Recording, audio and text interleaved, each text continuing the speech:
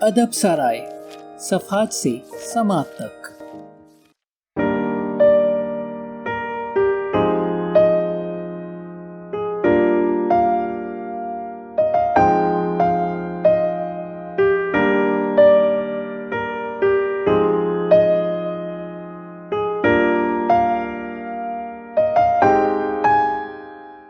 اب تک کے ساتھ اور تعاون کا شکریہ، مزید تعاون کے منتظر۔ ادب سرائے، راجہ گدھ، بانو قدسیہ، قسط نمبر 26۔ یوں تو ہر دفتر میں یوں ہی آنے والوں کی کمی نہیں ہوتی، لیکن ریڈیو، ٹیلی ویژن اور فلمی دنیا میں ایسے لوگوں کا تانتا بندھا رہتا ہے۔ کچھ ایکٹر، کچھ ادیب، کچھ موسیقار پروگراموں کی تلاش میں آتے ہیں۔ کچھ نفری یہاں محض ادیبوں، گلوکاروں اور ایکٹروں سے ملنے آتی ہے۔ کچھ ایسے خوش فہم خالی الوقت لوگ یہاں آتے ہیں جو سمجھتے ہیں ان شعبوں میں نام بنانا اور دولت کمانا بہت آسان ہے۔ یہ لوگ ان مکھیوں کی طرح ہوتے ہیں جن کا شہد کے ساتھ کوئی تعلق نہیں ہوتا، لیکن وہ مکھیوں کی دیکھا دیکھی پھولوں کا طواف کرنے میں مگن رہتے ہیں۔ میں کئی دن تک امنل کا اسی بھیڑ میں انتظار کرتا رہا، لیکن وہ ریڈیو اسٹیشن نہ آئی۔ اس روز میں دفتر جانے کے لیے تیار ہو رہا تھا کہ اچانک میرے سینے کے نیچے معدے میں جلن شروع ہو گئی۔ میں کرسی پر بیٹھ گیا۔ کچھ دنوں کے آرام کے بعد اب میرے السر میں پھر تکلیف ہونے لگی تھی۔ یکدم اتنا شدید درد اٹھا اور جلن ایسی ہوتی کہ سانس رکنے لگا۔ کبھی کبھی تو اس شدت تکلیف سے میرا سارا بدن پتے کی طرح کانپنے لگتا اور میں سوچتا کہ کسی ہسپتال میں داخل ہو کر باقاعدگی سے اپنا علاج کراؤں۔ اس وقت دروازے پر دستک ہوئی اور بھائی مختار اندر آئے۔ راجپوتی مونچھوں والے سیکریٹریٹ میں کام کرنے والے میرے بھائی نے کھانس کر میری جانب دیکھا اور پھر نظریں جھکا لیں۔ بیمار ہو؟ آفیسر آن اسپیشل ڈیوٹی نے سوال کیا۔ جی نہیں، میں یکدم چوکنا ہو گیا۔ وہ تھوڑی دیر تک اپنے گھٹنے دیکھتے رہے۔ نارمل صحت مند آدمی کو ایک وقت پر ساتھی کی ضرورت ہوتی ہے، ورنہ وہ صحت مند نہیں رہ سکتا۔ جی اچھا ہے، تم اب باقاعدگی سے دفتر جانے لگے ہو اور مجھے اس بات کی خوشی ہے کہ تم پہلے سے بہتر ہو رہے ہو۔ نئی موٹر سائیکل کی بھی مبارکباد ہو۔ جی، کالج کے زمانے میں ہر نوجوان کو عشق ہو جاتا ہے۔ یہ واقعہ تقریباً سب کو پیش آتا ہے، لیکن اس کو روگ بنانا درست نہیں۔ میں حیران رہ گیا۔ مجھے معلوم نہیں تھا کہ میرے سوائے کوئی میرے حالات سے اس قدر اچھی طرح آشنا ہو سکتا ہے۔ اس وقت میری ٹانگیں برادے کی بنی ہوئی تھیں اور میرا بوجھ ان کے لیے بہت زیادہ تھا۔ میں اور بھائی مختار مکمل طور پر ایک دوسرے کے لیے اجنبی تھے۔ ایک ناآشنا کے منہ سے اتنی قریبی باتیں سن کر میں بونچکا رہ گیا۔ ہر آدمی زندگی میں اوسطاً 5 یا 6 فل سائز عشق کرتا ہے، اور ہر عشق سے جاں بر ہونے کے لیے اسے اوسطاً 4 سے 6 ماہ تک لگتے ہیں۔ تم نے بہت دیر لگا دی۔ میں چپ رہا۔ تمہاری بھابھی کا بھی یہی خیال ہے کہ شادی کی یہی عمر ہے۔ اس کے بعد شادی بالکل بیکار ہے، کیونکہ عادتیں راسخ ہو جاتی ہیں۔ پھر آدمی کسی اور کے لیے زندگی میں جگہ نہیں بنا سکتا۔ میں سوچ کر جواب دوں گا۔ تمہاری نظر میں کوئی ہو تو ہمیں بتا دو۔ میری نظر میں میری ہم مشرب، ہم جنس، ہم مسلک امنل گھوم گئی۔ آبدہ نے اپنی چھوٹی بہن کے لیے کہلوایا ہے، بلکہ اس نے تو بہت اصرار کیا ہے۔ اگر تم چاہو تو… جی سوچ کر میں جواب دوں گا۔ وہ چپ چاپ واپس چلے گئے، جیسے چھٹی کی درخواست منظور کرا لی ہو۔ یکدم میرے معدے میں دل جیسی دھڑکن پیدا ہو گئی۔ میں لوہے کی سلاخوں والی کھڑکی کے سامنے جا کھڑا ہوا۔ میں نے کھنکار کر تھوک دور پھینکا۔ آگے بند کی طرف سے متعفن بو کا ایک بھپکا میری طرف لپکا۔ میری نظروں میں آبدہ، سیمی، امنل پنکھے کے پروں کی طرح گھومنے لگے۔ تیز گھومتی تو ان کا حیولہ ایک ہو جاتا، رفتار کم ہوتی تو علیحدہ علیحدہ نظر آنے لگتی۔ آبدہ نے اپنی چھوٹی بہن کا رشتہ کیوں بھیجا تھا؟ کیا وہ بہن کے توسط سے مجھے ذہنی منقار رکھنا چاہتی تھی؟ کیا اپنی بہن سے مجھے بیاہ کے وہ مجھے انگوٹھا دکھانے کے منصوبے بنا رہی تھی؟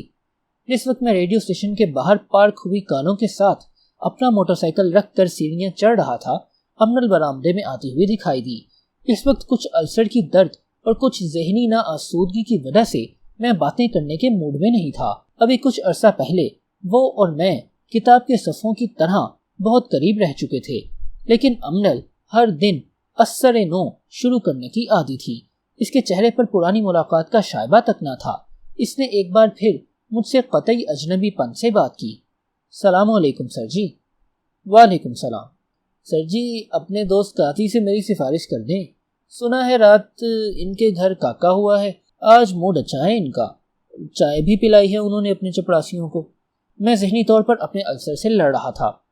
آج نہیں امنل، وہ میرے ساتھ چلنے لگی۔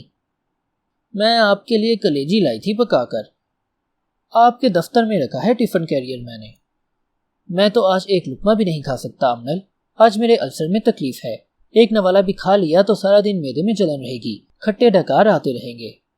جس وقت ہم مڑ کر پروڈیوسروں کے دفاتر کی جانب جانے لگے، پروڈیوسر غنی کے کمرے سے ستارہ نکلی۔ یہ پتلے ہونٹوں والی آرٹسٹ نیم کلاسیکی موسیقی کے پروگرام کرتی تھی۔ اسے آئے ہوئے ابھی تھوڑا عرصہ ہوا تھا، لیکن ریڈیو اسٹیشن پر اس تفنگ انداز نے تھڑ تھلی مچا دی۔ کچھ اس کی آواز کے عاشق ہو گئے، کچھ اس کی ادائیگی اور سوز کے گن گانے میں مشغول ہو گئے۔ کچھ کن رسیہ حضرات کا خیال تھا کہ اس کا مخرج بہت درست ہے، الفاظ میں نکھار پیدا ہو جاتا ہے، رچاؤ اور لگاؤ سے وہ گاتی تو تھی، لیکن سب سے بڑی بات آرٹسٹ کا مقدر ہوتا ہے کہ جس وقت یاور ہوں دونوں میں انسان مقبولیت کے بام پر آفتاب کی طرح چمکنے لگتا ہے۔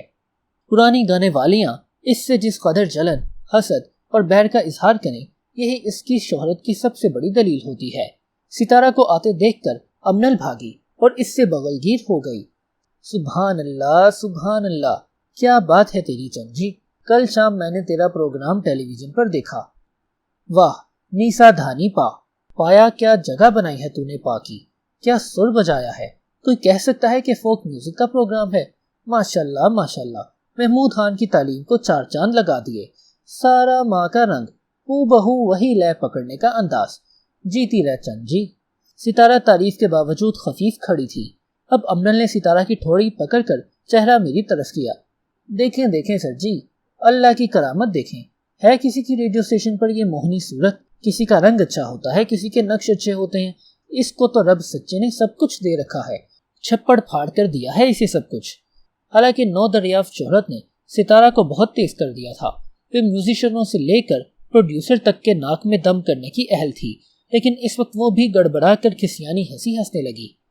چھوڑی ہے باجی امنل، نہ چند جی، میں کوئی تیرے گن تھوڑے گا رہی ہوں، میں تو اللہ سچے کی تعریف کر رہی ہوں، کیا کیا مورتیں بناتا ہے، اپنا روپ کیسے کیسے دکھاتا ہے، سبحان اللہ۔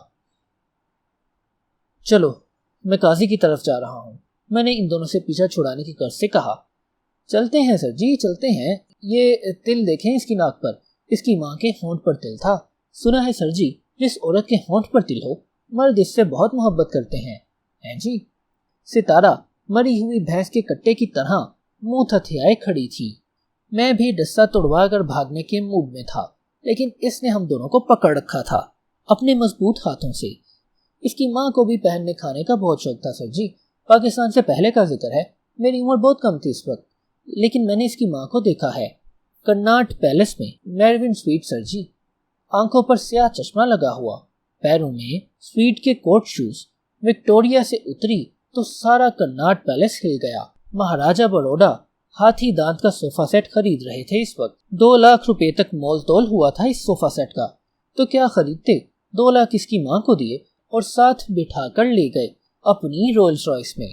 چند جی تیری ماں کی کیا بات تھی بیٹا، آفت تھی آفت۔ اچھا جی ایکسکیوز می۔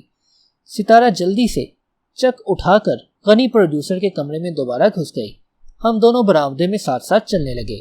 یہ تم مجھے اس کا چہرہ کیوں دکھا رہی تھی امنل؟ تو اور کیا اپنا چہرہ دکھاؤں سر جی، ہے نا کملے بادشاہو، جوانی اتر جائے تو دوسروں کے چہرے ہی دکھانے پڑتے ہیں۔ تم اس کی ماں کا ذکر کیوں لے آئی درمیان میں؟ اسے کوفت ہو رہی تھی۔ جھوٹی ہے، سب کو بتاتی پھرتی ہے کہ کسی ڈاکٹر کی بیٹی ہے، بڈھی ہو کر اس کی ماں نے ڈاکٹر کر لیا ہے، تو کیا یہ ڈاکٹر کی اولاد ہو گئی؟ ہم سے کسی کا پیچھا چھپا ہے؟ 2 گلیاں ہم سے آگے والیوں کی گلی میں ان کا چوبارہ تھا، اب چاہے یہ گلبرگ رہے، کالج جائے، نیم بن جائے، ہم کو تو سب کچھ یاد ہے، سب کچھ۔ چاہے یاد ہو، لیکن کسی کو یاد دلانے سے کیا فائدہ؟ کوئی اپنا ماضی بھولنا بھی چاہے تو تم اسے بھولنے نہیں دو گی، ہے نا؟ ہم دونوں میرے دفتر کے اندر پہنچ گئے۔ امنل نے برقعے کا اوپر والا حصہ اتار کر کرسی کی پشت پر لٹکایا اور لمبی سانس بھر کر بولی، بڑی مشکل ہے سر جی، ہمارا بھی دل ہے، ہم بھی انسان ہیں، ہم سے شریف لوگ نفرت کرتے ہیں تو ہم برداشت کر لیتے ہیں، لیکن جب ہم میں سے ہی یہ اٹھ کر جاتی ہیں اور پھر ہم کو ذلیل سمجھتی ہیں تو ہم سے یہ برداشت نہیں ہوتا۔ سفیدی کروا کر کوے سے کبوتر بن جائیں اور پھر کووں سے ہی نفرت کریں۔ سبحان اللہ، ہم تو پھر اتنا ہی کر سکتے ہیں، انہیں یاد دلائیں کہ وہ بھی کوے تھے۔ اس بیچاری نے تمہیں کیا کہا تھا؟ امنل نے سگریٹ سلگا کر کہا۔ بیچاری نہیں ہے، موقع شناس ہے، یہ بھی، اس کی ماں بھی۔ پچھلوں کو بھولتے دیر نہیں لگتی انہیں۔ اس کی ماں نے کسی ڈاکٹر سے نکاح پڑھوا لیا ہے، اپنی کشتی تو بچا لی ہے لیکن گھر والے تو اجڑ گئے ان کے۔ بوڑھی نانی اور اس کے مامے تو خار ہو گئے سارے۔ ساری عمر جن بھائیوں نے اس کی کمائی پر راج کیا، نشہ پانی کیا، اب وہ مزدوری ڈھونڈنے نکلتے ہیں۔ لعنت ہے ایسی نیکی پر، ہم سے یہ بھی نہ ہو سکا، اس لیے تو اپنی جنت تلاش نہیں کی پچھلوں کے دوزخ میں، ان کے ساتھ بیٹھے ہیں۔ اگر تمہارے دل میں اتنا بغض ہے تو اس کی تعریف کیوں کر رہی تھی؟ پتہ نہیں جی کیوں، شاید مجھے خود پر خوشامد کرنے کی عادت ہے، یا شاید میں لوگوں سے ڈر جاتی ہوں۔ بہت بعد میں مجھے پتہ چلا کہ امنل کے متعلق پیش گوئی ناممکن تھی، کیونکہ وہ بچوں کی طرح کسی سسٹینڈ ایموشن کے قابل نہ تھی۔ اس کا لڑنا جھگڑنا، پیار محبت نفرت سب موڈ کے تابع تھے۔ کسی تھیوری مسلک دباؤ کے تحت وہ کچھ نہ کر سکتی تھی، وہ سب کچھ بغیر سوچے سمجھے کرتی۔ جی چاہا مدد کر دی، دل میں آیا گالی دے دی، کسی کو کھانا کھلا دیا، نیلا پرس عطا کر دیا، کڑا ہوا دوپٹہ اس کے کاندھوں پر ڈال کر اس کا بوسیدہ دوپٹہ اپنے پر لے لیا، کسی سے 20 روپے ادھار مانگے اور شکریہ بھی ادا نہ کیا۔ مدد کرنے، تحفہ دینے، کسی کو الو بنانے، تعریف کرنے کے لیے اس کا کوئی فلسفہ نہ تھا۔ وہ لہر تھی، گالی آئی گالی دے دی، مدد کو جی چاہا مدد کر دی، غیبت پر طبیعت مائل ہوئی تو سارے بخیے ادھیڑ دیے۔ جوش اور ہمدردی غالب آ جاتی تو پاؤں پڑ جاتی، معافی مانگ لیتی۔ وہ وقت ضابطے اور طریقے کی پابند نہ تھی، اس کا سارا نظام امپلس پر چلتا تھا، اس لیے اس کی رائے پر چلنا مشکل تھا، کیونکہ اس کی دوستی، دشمنی، نظریے سب منٹ کی سوئی کے تابع تھے، کچھ بھی گھنٹوں، دنوں، سالوں پر محیط نہ تھا۔ سر جی میں آپ کے لیے کلیجی پکا کر لائی ہوں۔ بھائی میں السر کا مریض ہوں، مدت ہوئی ایسی خوراک چھوڑ دی میں نے۔ اسے مجھ میں، میرے السر میں، چھوڑی ہوئی خوراک میں کوئی دلچسپی نہیں۔ فکر نہ کیا کریں، پہلے ہمیشہ السر ہوتے ہیں، پھر پاگل ہو جاتا ہے آدمی۔ چلیں قاضی کے پاس میری سفارش کر دیں۔ جس وقت میں اٹھ کر کھڑا ہو گیا، وہ کسی واقف کار کا نمبر فون پر ملا بیٹھی۔ امنل کو فون کرنے کا بہت چسکا تھا، وہ ہمیشہ میز کی نکڑ پر چڑھ کر بیٹھ جاتی اور اپنے واقف کاروں کو، انارکلی کے دکانداروں کو، ریلوے اسٹیشن انکوائری پر، PIA کارگو والوں کو فون کھڑکاتی رہتی۔ فون پر اسے لوگوں کو مرعوب کر کے بڑا مزہ آتا تھا۔ ہیلو، کون جی؟ میں امنل بول رہی ہوں ریڈیو اسٹیشن سے۔ جی آرڈری صاحب کے دفتر سے۔ اس نے مجھے آنکھ ماری۔ کہاں باجی، وقت ہی نہیں۔ کہاں باجی، وقت ہی نہیں، اب تو میں ضرور آتی، لیکن ٹیلی ویژن والے چھوڑتے ہی نہیں۔ میرا پروگرام ہے پرسوں شام 7:15 بجے، ضرور دیکھیں۔ اچھا جی باجی، گڈ بائے۔ جب تمہیں ٹیلی ویژن کے پروگرام مل رہے ہیں تو ریڈیو والوں کی منتوں سے کیا حاصل؟ میں واپس کرسی پر بیٹھ گیا۔ کس کافر کو ٹیلی ویژن سے پروگرام ملتا ہے؟ یہ تم اپنے ملنے والے کو کیا بتا رہی تھی ابھی؟ اس چندری کا ٹیلی ویژن خراب ہے، اس لیے تو میں نے ذرا عزت بنا لی اپنی۔ کیوں، آپ کو کوئی اعتراض ہے؟ یہ سارا وقت تمہیں عزت بنانے کی فکر کیوں لگی رہتی ہے؟ تو ہم لوگ اور کیا بنائیں سر جی؟ جس کے پاس عزت نہیں ہوتی وہ ساری عمر اسے ہی بنانے میں گنوا دیتے ہیں۔ سچ پوچھیں سر جی تو ستارہ کی ماں نے بڑی عقل مندی کی۔ چلو 10-12 سال وہ جیسے کمینے اس کا پیچھا کریں گے، پھر بیٹھی سکھ کی زندگی گزارے گی۔ نانی تو ویسے بھی مر کھپ جائے گی 2-4 سالوں میں۔ اچھا ہی کیا، بازار چھوڑ دیا۔ امنل کی آواز میں دکھ تھا۔ جس درخت پر سارا دن دھوپ پڑتی رہے، اس کے چکنے پتے چمکتے رہیں، بچے اس میں جھولا ڈالیں، عورتیں اس کے سائے تلے بیٹھیں، شام پڑتے ہی ایسے درخت کے گرد اس کے اندھیروں میں بڑی اداسی ہو جاتی ہے۔ ایسے ہی امنل تھی، ہر وقت ہنسی مذاق، چکا چوند، ادھر ادھر کی بے تکی باتیں۔ جب وہ تھوڑی دیر کے لیے بھی چپ ہو جاتی تو اس کے ارد گرد بڑی مایوسی پھیل جاتی۔ کیسی تھی ستارہ کی ماں؟ عقلاً شکلاً؟ میں نے موضوع کو ہلکا کرنے کی خاطر کہا۔ اچھی تھی، اتنی خوبصورت نہیں تھی جتنی مرد باز تھی، پیسہ زیادہ نہیں کمایا، ہاں آدمی بہت ضائع کیا۔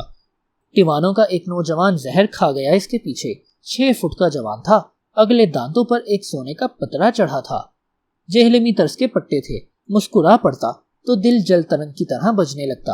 اس کے جنازے پر گئی تھی میں. آئے ہائے، جو حال اس کی ماں بہنوں کا ہوا ہے. پٹی پر سر مار مار کر پکارتی تھی اسے. سر جی یہ کیا بات ہے؟ کبھی کبھی مرد اپنی جان دے دیتے ہیں، عزت کی دال روٹی نہیں دیتے. مردوں کے دینے کا بھی عجیب حساب ہے. بادشاہ لوگ ہوتے ہیں مرد بھی. عزت کی دال روٹی میں بڑی پک پک ہوتی ہے امنل. ساری عمر کا لیکھا، جان کا حساب تو ایک بار نپٹایا جا سکتا ہے. ایک جھٹکا اور دوسرے پار. جی ہاں، اس نے لمبا سانس لے کر کہا. اس روز امنل بار بار بجھ رہی تھی. کھلے میدان میں آگ جلنے کی کوشش پر بوندا باندی ہو رہی تھی. ابھی تم کہہ رہی تھی امنل کے ستارہ کی ماں کو تم نے کرناٹ پیلس میں دیکھا تھا. یہ کس سن کی بات ہے؟ میں نے اس کا موڈ بدلنے کی غرض سے کہا. سن 46 کی جی. مجھے اچھی طرح یاد ہے، آگ لگنے کی وارداتیں عام تھیں ان دنوں. اس وقت تمہاری عمر 14 برس کی تو ہوگی، میں نے ہنس کر کہا. کھلی جی، کھلی 14 کی. اس حساب سے تم 42 کی ہوئی. دیکھ لو پارٹیشن کو کتنے سال ہو چکے ہیں. میرا خیال تھا کہ وہ جھگڑا کرے گی اور اس کا موڈ ہلکا ہو جائے گا، لیکن وہ خفیف ہو کر مسکرانے لگی اور بولی. ایسے گھبلے تو ریڈیو اسٹیشن پر عام ہوتے ہیں. آدمی تھیٹر کے واقعات سناتا ہے، خاموش فلموں کے شارٹ بیان کرتا ہے اور عمر اپنی 30 سال بتاتا ہے. باتیں آل انڈیا ریڈیو کے زمانے کی کرتا ہے اور عمر پوچھو تو 40 سے آگے نہیں جاتی. سچی بات بتاؤں سر جی، عمر تو سب کے منہ پر لکھی ہوتی ہے، بالوں میں رنگی ہوتی ہے. منوانے والے زیادتی کرتے ہیں. مجھ سے تو جب کوئی عمر پوچھتا ہے مجھے لگتا ہے میں تھانے میں آئی بیٹھی ہوں. بھلا میری عمر اگر 42 کی ہے تو اس میں میرا کیا قصور؟ ہو گئی سو ہو گئی. پونا بادی میں آگ پھر بجھ گئی. فون کرنا ہو تو کر لو، پھر قاضی کے پاس چلیں گے. فون کا نام سن کر اس نے PIA کارگو کا فون نمبر ملایا اور بولی. ہیلو جی، PIA کارگو، میرا ایک پارسل آنا تھا کراچی سے. جی بڑا ضروری ہے جی، تبھی تو پوچھ رہی ہوں. جی میرا فون نمبر نوٹ کر لیں اور فوراً اطلاع دیں. اس نے میرا فون نمبر دوسری طرف دے دیا. یہ کیا کر رہی ہو امنل؟ یہ سرکاری فون ہے، جب کارگو والے پوچھیں گے تو رانگ نمبر کہہ دیں آپ. اتنی سی تو بات ہے. چلو اب سر جی، آج آپ میرے ساتھ چلیں. چلو تیار ہوں میں. قاضی کے پاس نہیں، میرے کرایہ دار کے گھر. انہوں نے مجھے 6 مہینے کا کرایہ نہیں دیا. کوئی مرد وہاں جاتا نہیں. وہ عورت سے کیوں ڈرنے لگے؟ تمہارے 5 بھائی ہیں، وہ نہیں جاتے کرایہ لینے؟ نہ جی، وہ کیوں خجل خوار ہونے لگے؟ وہ فیروزہ کی کمائی پر عیش کر رہے ہیں، ان کو کیا پرواہ. میں اس کے ساتھ دوبارہ جانا نہیں چاہتا تھا. آپ کو کچھ کرنا ورنا نہیں ہے سر جی، صرف آپ میرے ساتھ چل پڑیں. روب پڑ جائے گا کرایہ داروں پر. خدا قسم میرے پاس تو رکشا کو دینے کے لیے بھی پیسے نہیں ہوتے، اور بیوی تو ایک پائی بھی نہیں دیتی ہم جیسے بیکاروں کو. پتہ نہیں اس میں کیا تھا. اس جلتی بجھتی آگ کے ساتھ میں 9 گزے کی قبر کے پچھواڑے اس کے کرایہ داروں کے پاس چلا گیا. ادب سرائے.